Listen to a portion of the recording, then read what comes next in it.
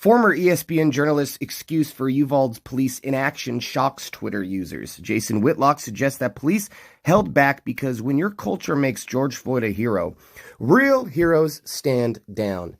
Now, I agree that George Floyd is no hero. That guy had a rap sheet, and he isn't this angel that the public paints him to be. And there is absolutely some truth to people treating cops unfairly, judging them for just being police without knowing their actual conduct, without knowing if they're a good cop or a bad cop. Some people are of the belief that there are no good cops.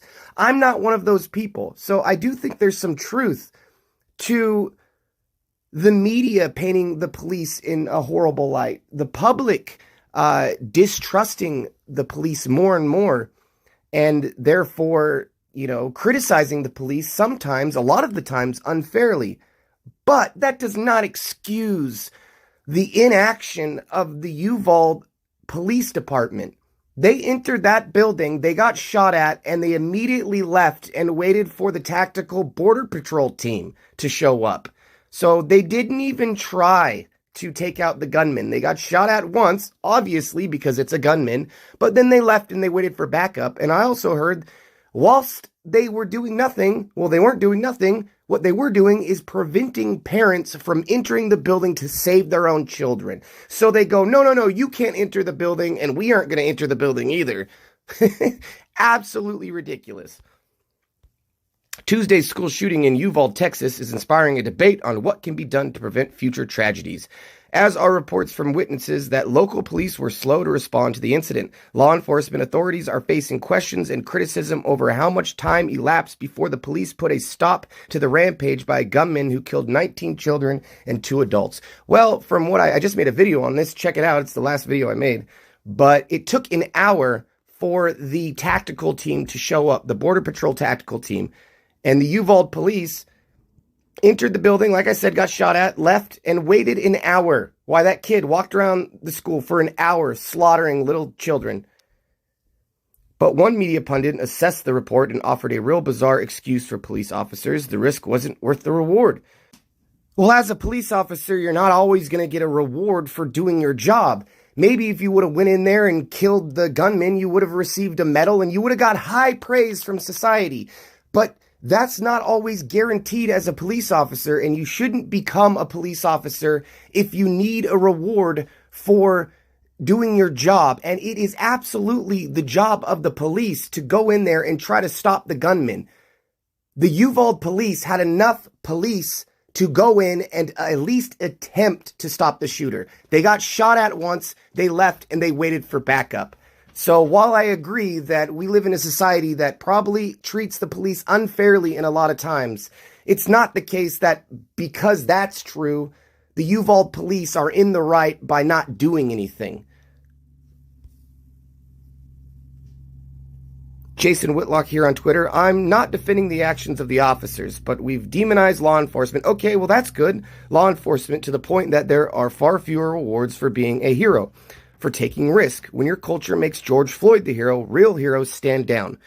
Cultural rot has consequences. And he was responding to this person who said, I never thought I would see armed Texans standing around while a gunman was killing children in a schoolhouse. Something has gone very, very wrong.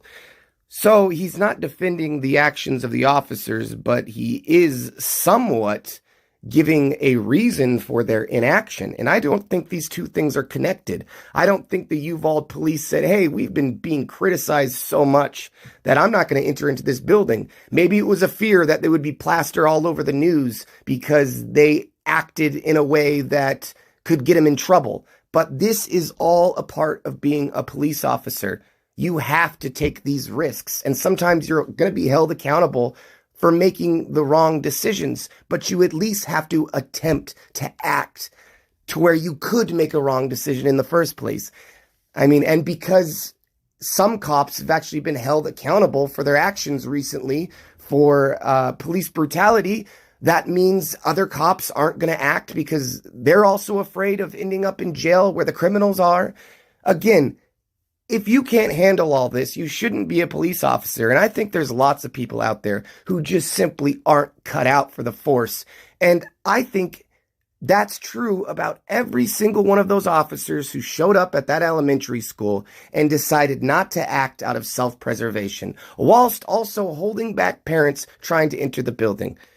So while this guy has a point about unfair criticism towards police, and while he says that he doesn't defend the actions of the officers, it is kind of a direct defense of the officers' actions by stating that real heroes will stand down when you make people like George Floyd heroes.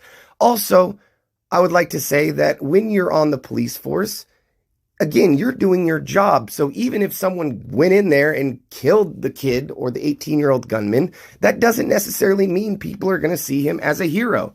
Now, if someone off the street decided to take action and go in and kill the gunman, they probably would be considered a hero because it's not a part of their job description. They went above and beyond what they were supposed to do, and they would receive a reward in the police force if they went above and beyond the call of duty. But I think the call of duty consists of trying to at least take out an 18-year-old gunman slaughtering children for over an hour. But no, they decided to wait for backup, and I just can't get behind that.